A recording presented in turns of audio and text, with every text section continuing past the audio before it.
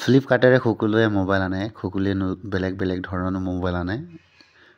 মই আজি আনিছোঁ ৰিয়েলমি 12X 5G।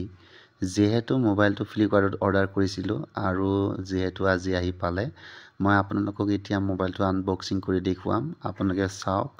বৰ্তমান ডেলিভাৰী বয়ক মই খুলিবলৈ কৈছোঁ, যে কাৰণ এয়া অবিধি হয়। ডেলিভাৰী বাহিৰে খুলিব নালাগে মোবাইল। তেওঁলোকে খুলি দেখুৱাব আৰু আপোনালোকে চাওক মোবাইলটো কেনেকুৱা আহিছে। মই বৰ্তমান দেখুৱাম আপোনালোকক। যিহেতু ইয়াৰ 6GB ৰেমৰ হয়, আপোনালোকে সম্পূৰ্ণ চাওক ভিডিঅ'টো।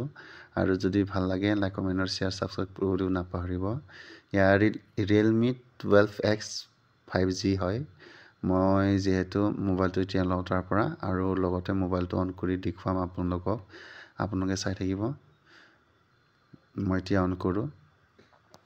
মোবাইলটো ভাল নে বেয়া চাওঁ, আপোনালোকক দেখুৱাই আছোঁ।